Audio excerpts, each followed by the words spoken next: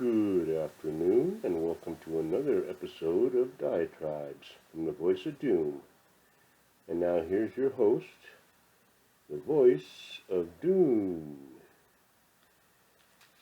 Okay. Thank you, Mr. Announcer. I think you may work out after all.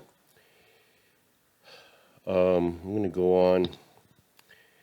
I'm going to kind of try to wrap up the story a little bit, even though it's only a wrap-up of part of the story.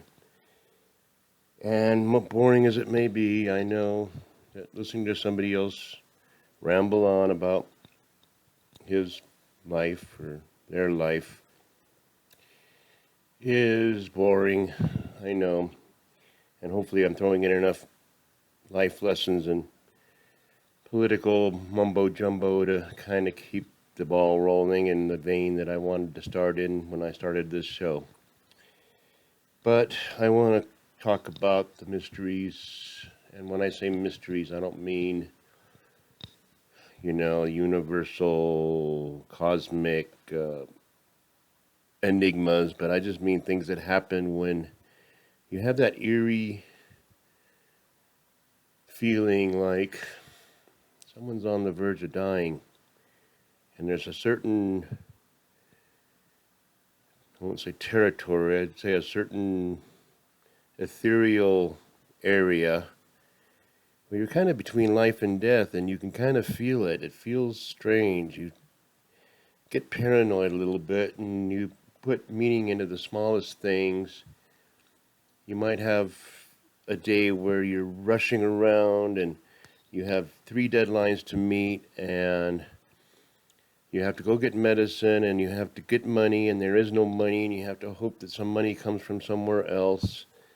And somehow everything just clicks, I was desperate to get money for my wife's medicine or something, and I didn't know where I was going to get it. And then suddenly my kid walks up to me while I'm at Lowe's schlepping trees and hands me a couple $100 and says, "Oh, this is for Mom's medicine." And I'm like, "You're my hero." And when I say you're my hero, I mean you're my hero. I don't bandy words. I don't use words lightly.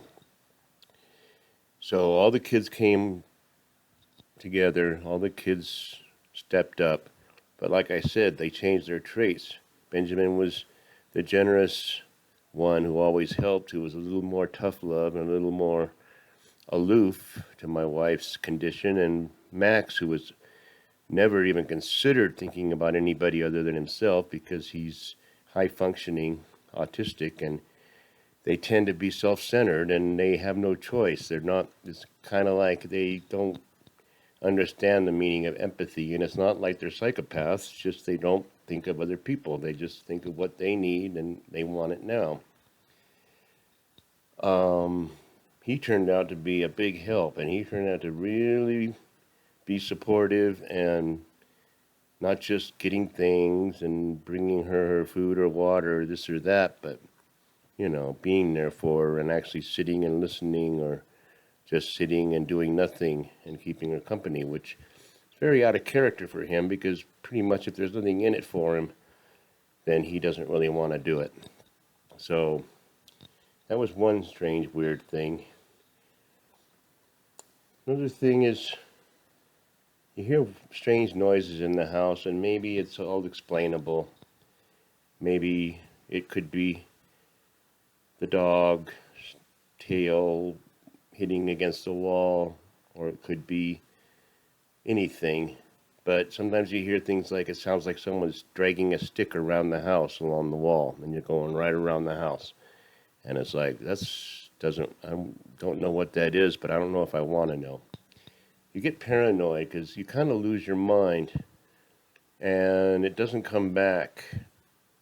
It's not like, okay, I'm under less pressure, so now I can think clearly now. Usually, with me, my short-term memory was shot, and I mean after 30 seconds I forgot what I was saying. So I can't even stop talking for more than a few seconds, because then I lose my train of thought, no matter what it is. And then I have to go, what was I talking about? And that's all through the day. You lose 30 seconds. Every 30 seconds, your memory's gone. It's not a good way to live, believe me. So what else weird happened?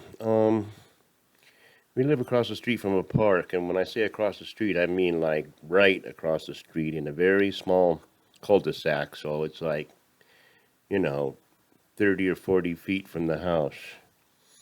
And for like 2 or 3 months, this lady who was schizophrenic would come to the park, dead of winter, and swing on the swing set right directly, so she's swinging in front of my wife's window where she's laid up. And she's cackling to herself, and she's swearing at some imaginary friend, and she's rambling on incoherently, real fast and real frenetically, and you can tell that she's, mentally ill. Came every single day, and then after something happened, she never came again, and we thought maybe she never was there. Maybe she was some sort of a death messenger. I mean, we came up with all kinds of stuff. I wrote in my journal about a little vignette, funny little thing about the road to hell being paved with good intentions. And I wrote about, well, if I had found those $9 warfarins or some prescription painkillers that she'd been waiting desperately for, and I'd be like, I go to Walmart and I'm like, driving home, and I'm like, I know that by the time this is all over, she's going to have pill bottles everywhere. I just knew it. So I don't want the place to look like a pharmaceutical, so I'm going to find a nice little container for these pills and give them to her. So it's not all but orange with white cap. And in the old days, what I would have done is found some old container that I probably stored my marijuana in, and I would put the pills in, and I'd just kind of shake it out and put the pills in and give it to her, and then she'd open it up and, see, I got you a nice little container. There's pot all over my pills. What did you do? Yell, scream. I get mad because I thought I was doing something good. So with this in mind, I cleaned the bottle, cleaned the container very, very well so that there wasn't a speck in it. Twice with soap, and then, and then I put the pills in, drawing it very carefully. I gave it to her, and she was happy. That's what you learn in 25 to 30 years of marriage, is the little things that you think are good might get your head bitten off, so just take the time, think about it, and do it the right way. Well, I wrote that down in my journal, and I kind of emailed it to my sister. And I kind of forgot about what I had written. I just said, I've been writing down my thoughts, so maybe you can check it out. And I forget about it, and then the morning I hear the door knock next morning, and I go to the door, and there's a little box that has no address on it. It looked like it didn't have any return address. It just had my address and nothing. And I opened it up, and it's a pill bottle that's kind of a nicely designed, sculptured butterfly pill bottle, all kind of nice and greenish and turquoise or whatever. And no name in it, no acknowledgement, no nothing. And I'm like, now what? Where did this pill bottle come from? I had just written about pill bottles, and now this thing shows up on the front porch with no name on it. Well, I found out it was my sister. But that doesn't matter. I mean, when it happens, it's like these weird things are going on. And another weird thing that wasn't too weird, but it was kind of weird to us because it's like it was the dead end, or not the dead end, but the very end of the election cycle. And Trump's last stop, his last rally, was in Carson City. And not only was it in Carson City, but it just so happened that it was like 3 blocks from our house, because we live 3 blocks from the Carson airport, and that's where he had the rally. And it's like, it was really weird that he would show up. Of all the places in the United States, while she's laying in bed dying, and she was a Trumpophile. I mean, Trump never had a bigger fan than my wife, and my wife was a Latina. She had her very radical side of not liberal, but she wasn't a big die-hard conservative, but she loved Trump. And I was hoping that I could take her, but I knew it was impossible. And then I fantasized, well, maybe Trump will hear about this dying lady 3 blocks away and come. But that's ridiculous. So I walk outside of my house. I'm going to go see the rally. I can't really attend it.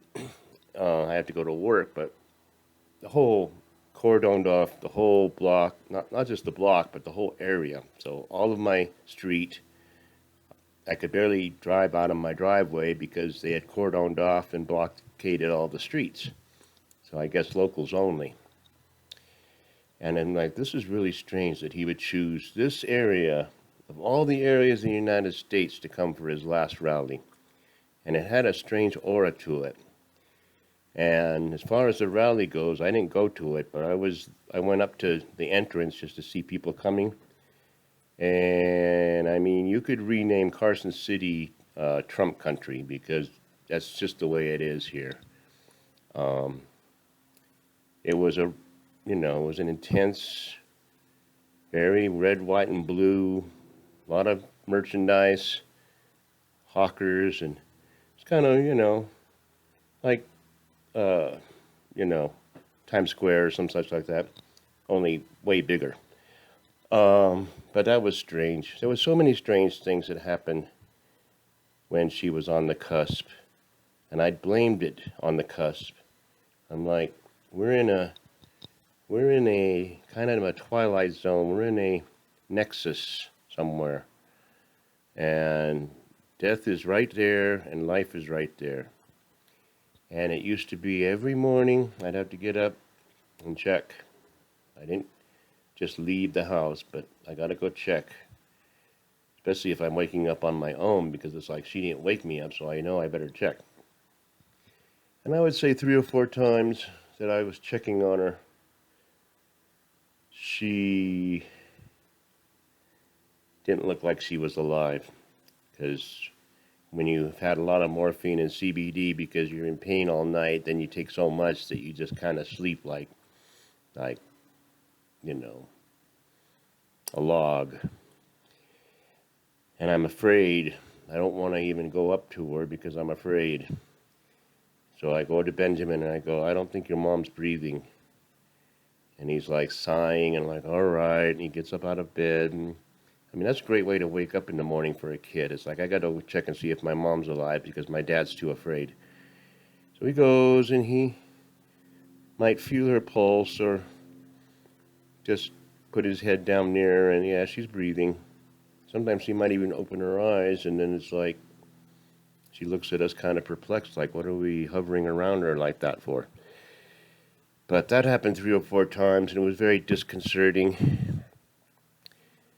And you almost get to the point where you can't take it much longer. I mean, yeah, all the bureaucratic stuff is out. The paperwork's done. I've kind of gotten into a routine of being at her beck and call and doing whatever she needs. I mean, even if she's not asking for it, I'm kind of doing it because she's going to need it. You have to have the medication ready or the morphine just in case, and leave all this stuff before I go to work and hope I can make it through the shift without, being called by her saying, you got to come home. And my work was very good about everything because my boss comes up and says, how's your wife? And I'm like, not very good. And he's like, well, later on, if there's anything we can do, let me know. He was implying like after. I said, I really need help now. I won't have a problem after. I need help now.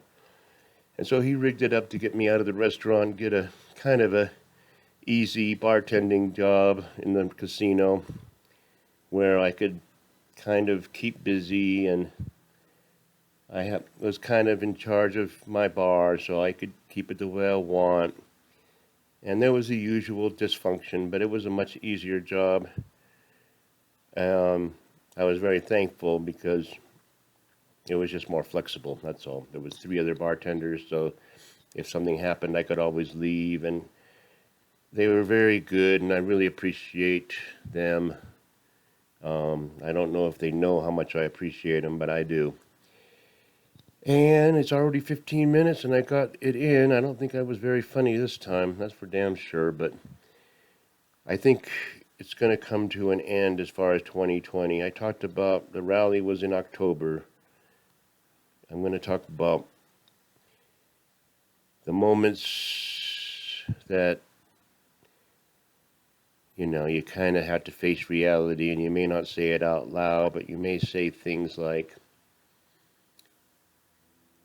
things that you regret, and try to make up for things. And so the next episode is going to be along those lines. And it's going to be sad as usual. There's not going to be many belly laughs, but hopefully it'll serve people who find themselves in this situation. And I hope it does. So I'm going to leave it at that. It's a little over 16 minutes, and I don't even think I said that much. It was just kind of throwing a whole bunch of ideas that I wanted to say in before I kind of come to a conclusion. And this is way longer than I thought. It's like 12 parts. But I think it's time well spent. And so I'll leave you now, and I'll do another episode maybe tonight. Thanks, everybody. Have a good one.